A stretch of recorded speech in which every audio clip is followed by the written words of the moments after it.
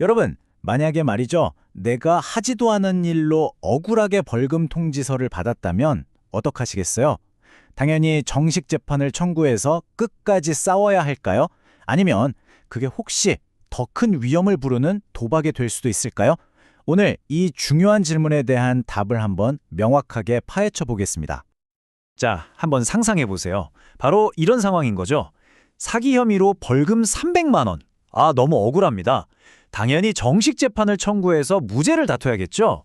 이게요, 놀랍게도 불과 몇 년 전만 해도 이 질문에 대한 답은 너무나 명쾌했거든요.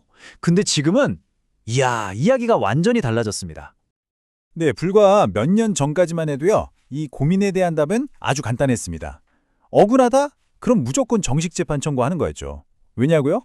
최악의 경우에도 그냥 본전이었거든요. 그야말로 밑져야 본전이었으니까요. 손해볼 게 진짜 하나도 없는 그런 선택지였던 셈이죠.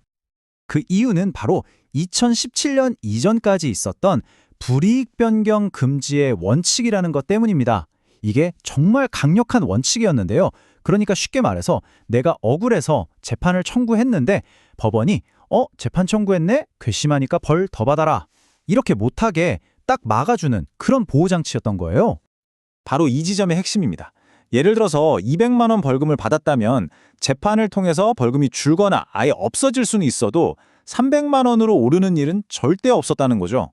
뭐랄까 더 좋은 결과를 향해 가는 안전한 일방통행 도로, 딱 그런 느낌이었습니다.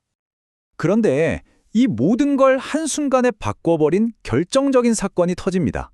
바로 2017년 12월 형사소송법이 개정되면서 이 안전하기만 했던 일방통행 길이요, 완전히 새로운 규칙이 적용되는 복잡한 교차로로 바뀌어버린 거죠. 법이 어떻게 바뀌었는지 한번 뜯어보면요. 와, 진짜 미묘한데 너무나 결정적인 차이가 있어요. 옛날 법은 중한형을 선고 못한다 였는데 지금은 중한 종료의 형을 선고 못한다. 딱 종류, 이 한 글자가 들어간 거예요. 근데 바로 이 한 글자가 모든 판을 뒤엎어버렸습니다. 아니 그래서 중한 종류의 형이라는 게 도대체 무슨 말이냐. 이게 뭐냐면요. 벌금형이 갑자기 징역형으로 바뀐다거나 이런 식으로 아예 처벌의 레벨 자체가 올라가는 걸 막는다는 뜻이에요. 여기서 진짜 중요한 건 뭐냐면 같은 벌금형이라는 레벨 안에서 액수가 올라가는 것까진 막지 않는다는 겁니다. 아니 그럼 이렇게 중요한 원칙을 도대체 왜 바꾼 걸까요? 여기에는 몇 가지 이유가 있습니다. 첫째는 처음에 내린 벌금이 너무 가볍다고 생각될 때 이걸 바로잡을 필요가 있었고요. 둘째는 정식 재판을 하다 보면 새로운 증거나 사실들이 나올 수 있잖아요? 이런 것들을 판결에 제대로 반영해야 한다는 거죠.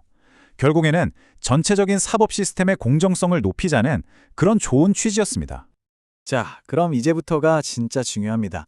이 법 개정이 맨 처음에 우리가 던졌던 그 질문, 바로 여러분의 결정에 구체적으로 어떤 영향을 미치는지 한번 제대로 파헤쳐 보겠습니다. 우리 법에는요, 형벌의 종류가 이렇게 딱 서열이 정해져 있습니다. 위로 갈수록 당연히 더 무거운 벌이고요. 사형이 제일 위에 있고 그 아래로 징역, 금고 쭉 내려가서 벌금은 비교적 아래쪽에 있죠. 아까 말한 종류가 바뀐다는 건 바로 이 계단을 올라간다는 뜻입니다. 자, 그러니까요. 여러분이 벌금형이 억울해서 정식 재판을 청구했다고 해서 갑자기 더 무거운 종류인 징역형으로, 그러니까 이 처벌의 계단을 갑자기 성큼 올라가는 일은 이건 절대로 없습니다. 이건 법으로 딱 금지되어 있으니까 이 부분은 일단 안심하셔도 좋습니다. 하지만 바로 이 지점이 우리가 오늘 이야기하는 새로운 도박의 핵심입니다.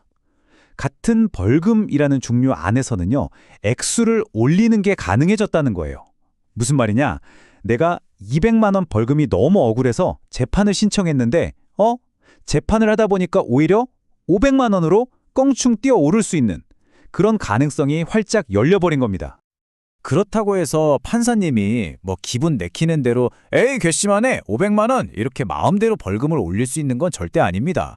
다행히도 우리를 보호하기 위한 아주 중요한 안전장치가 마련되어 있어요. 그게 바로 판사의 설명 의무라는 건데요. 만약에 재판부가 원래 명령보다 더 무거운 형, 그러니까 벌금액을 올리기로 마음먹었다면요. 왜 그런 결정을 내렸는지 그 이유를 판결문에 아주 구체적으로 조목조목 다 적어야만 합니다. 예를 들면 판결문에 범행 동기가 생각보다 더 나빴다거나 피해 결과가 우리가 알던 것보다 훨씬 심각했다. 아니면 범행 후에 반성하는 태도가 전혀 보이지 않았다는 등 양형을 올리는데 고려했던 모든 조건들을 종합적으로 판단해서 명시해야 하는 거죠. 이게 있어야 법원의 판단이 투명해지니까요. 아주 중요한 장치입니다. 자, 이제 거의 다 왔습니다. 오늘 우리가 알아본 모든 정보들을 싹 모아서 마지막 결론을 한번 내려볼 시간입니다. 이 모든 변화가 여러분의 현명한 결정을 위해서 과연 무엇을 의미하는지 딱 정리해 드릴게요. 결론부터 말씀드리면 핵심은 이겁니다. 이제 정식 재판 청구는 더 이상 믿져야 본전인 그런 위험 부담 없는 행동이 아니라는 겁니다. 나의 억울함을 풀 수 있는 소중한 권리인 동시에 잘못하면 오히려 더 큰 벌금을 맞을 수도 있는 아주 신중하게 접근해야 하는 전략적인 결정이 되었다는 거죠. 자, 그럼 맨 처음으로 한번 돌아가 볼까요? 여러분에게 날아온 300만 원짜리 벌금 통지서, 여기에 불복해서 정식 재판을 청구하는 것, 이게 과연 여러분의 당연한 권리일까요? 아니면 더 큰 벌금을 낼 수도 있는 새로운 도박이 된 걸까요? 이제 그 답은 오늘 우리가 함께 알아본 이 정보들을 바탕으로 여러분 각자의 상황을 얼마나 냉철하게 판단하느냐에 달려있다고 할 수 있겠습니다.